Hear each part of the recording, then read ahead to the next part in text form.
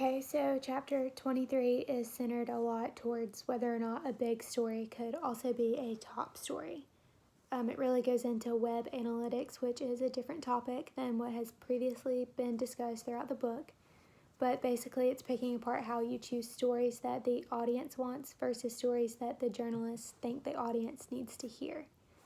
The story that is presented in this chapter happened right around when web analytics was just beginning to be studied, so it really sets the tone for setting guidelines and making judgments from the beginning. Stacy Rodriguez was a web producer at the Florida Journal, and this is a newspaper that carried a very large audience, and the newsroom was organized around a command center with a few leaders that had say-so on what went into the paper and what was to be finalized. She explained the layout of the journal and explained the features and how they work or serve their purpose. So in February of 2008, Stacy was managing some stories to publish on this site. So the big story that day was political and involved the presidential election cycle. But there was also news of severe weather with deadly circumstances.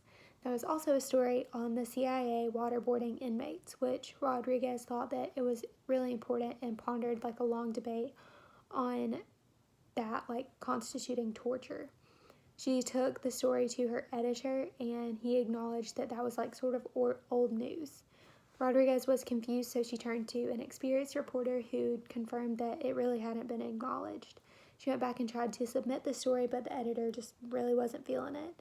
She was really frustrated by her editor's response, which was basically exchanging breaking news for celebrity gossip.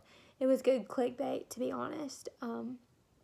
So to Rodriguez, she had trouble balancing the news and ethics and news judgments. So I feel like what I'm about to say really tells my age and what I'm more interested in, and probably makes me sound really naive. But honestly, if you already have a ton of political news and weather concerns published in your newspaper, shouldn't you at least provide some entertainment? I definitely think yeah, the waterboarding story was an intense story, and it definitely should have been incorporated somehow because of it. It was really important.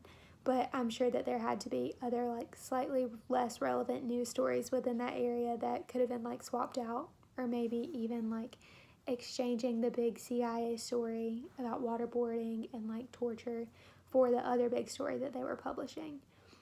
So I guess what I'm trying to say is I do kind of understand the balancing act between what people want versus what they should hear or read. But I mean, people aren't always, they're actually pretty rarely interested or care to hear what they really need to hear.